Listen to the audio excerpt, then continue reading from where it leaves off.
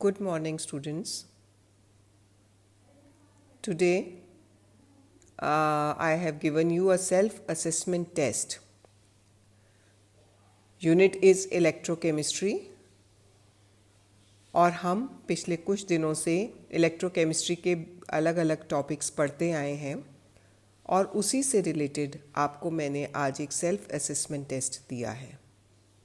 यह test mark नहीं किया जाएगा, इसमें आपको मार्क्स नहीं दिए जा रहे हैं, लेकिन ये आपकी अपनी असेसमेंट के लिए बहुत इम्पॉर्टेंट है।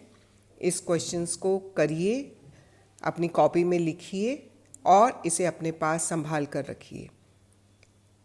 क्वेश्चंस का पैटर्न इस प्रकार दिया गया है कि ये एग्ज़ाम्स में पूछा जाता है और ये कुछ क्वेश्चंस ऐसे हैं जो साल दर साल क्वेश्चन पेपर के अंदर पूछे जाते रहे हैं और वैसे भी कंपटीशन पर्पस से भी आपको अपनी बेसिक अपने जो फंडामेंटल्स हैं उनको क्लियर करने के लिए इन चीज़ों को क्लियर करना बहुत ज़रूरी है।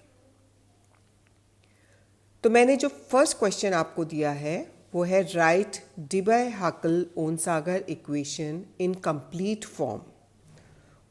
What do different symbols signify and how the equation can be verified to be correct? डिबाय-हाकल-ओनसागर समीकरण लिखिए, सभी निर्देशांकों को स्पष्ट कीजिए। इस समीकरण का सत्यापन कैसे किया जा सकता है? तो आइए पहले हम क्वेश्चन नंबर 1 के बारे में बात करते हैं।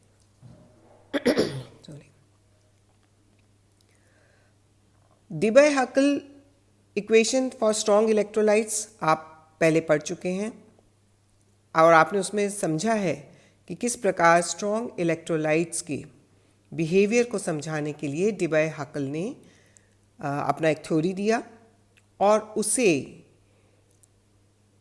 समझाने के लिए जो इफ़ेक्ट्स बताए थे 3, आपको याद होगा, उन तीनों इफ़ेक्ट्स के बारे में आप पढ़िए, उसे समझिए। ओनसागर नाम के साइंटिस्ट ने फिर इसी डिबाय-हाकल थ्योरी को आगे बढ़ाया था और जो बात डिबाय एंड हाकल ने थ्योरेटिकल कही थी उसको उन्होंने इक्वेशन फॉर्म के अंदर रिप्रेजेंट किया और उसको नाम दिया गया डिबाय-हाकल-ओनसागर इक्वेशन। उस इक्वेशन के अंदर डिफरेंट नोटेशंस हैं, निर्देशांक हैं, उनको आप समझिए कि हर निर्देशांक किसके बारे में बात कर रहा है, उसकी वैल्यूज़ क्या क्या है, उन सिंबल को समझाइए। इसका लास्ट पार्ट है क्वेश्चन का, how the equation can be verified to be correct. क्योंकि जब भी कोई नियम या सिद्धांत बनाया जाता है तो जब तक उसका वेरिफिकेशन नहीं होता है, उसका प्रैक्टिकल वेरिफिकेशन बहुत ज़रूरी होता है, तभी हम उस सिद्धांत को किसी चीज़ पर लागू कर सकते हैं। तो उसी प्रकार डिबाय-हाकल-ओनसागर इक्वेशन के वेरिफिकेशन के लिए उन्होंने किस प्रकार ग्राफ खींचा, उस रिलेशंस के बीच में क्या उन्होंने समानता पाई और डिबाय-हाकल ने जो स्ट्रॉन्ग इलेक्ट्रोलाइट्स के बिहेवियर को समझाया था, क्या वो इक्वेशन उसको वेरीफाई कर पाई, इसको समझाने के लिए आपको लास्ट पार्ट में आंसर देना है। तो एक आंसर तभी कंप्लीट माना जाता है जब उसमें आपसे पूछी गई सभी बातों का कम से कम शब्दों में अच्छे तरीके से सिस्टमैटिक रूप से प्रेजेंटेशन किया गया हो। तो आप इसके तीनों भागों को समीकरण लिखिए, निर्देशांकों को स्पष्ट कीजिए और उनका वेरिफिकेशन, अगर उस वेरिफिकेशन में कोई वैल्यूज़ हैं तो वो लिखिए और अगर ग्राफिकल रिप्रेजेंटेशन है तो उसे शो करिए। किसी भी क्वेश्चन में अगर आपसे वेरिफिकेशन पूछा गया है तो उसका एक्सपेरिमेंटल पार्ट वो बताइए, उसके रिजल्ट्स बताइए और अगर ग्राफिकल रिप्रेजेंटेशन है तो वो भी ज़रूर बताइए। अब हम इसके नेक्स्ट पार्ट में आते हैं इस क्वेश्चन पेपर के, जिसमें मैंने आपको शॉर्ट नोट्स कहे हैं। Write short notes on transport number and electrophoretic effect, अभिगमनांक और वैद्युत कण संचालन प्रभाव। शॉर्ट नोट को लिखने से पहले, क्योंकि शॉर्ट नोट्स आपके क्वेश्चन पेपर का एक अहम पार्ट होता है, बहुत स्कोरिंग होता है, लेकिन उसका प्रेजेंटेशन बहुत इम्पॉर्टेंट होता है।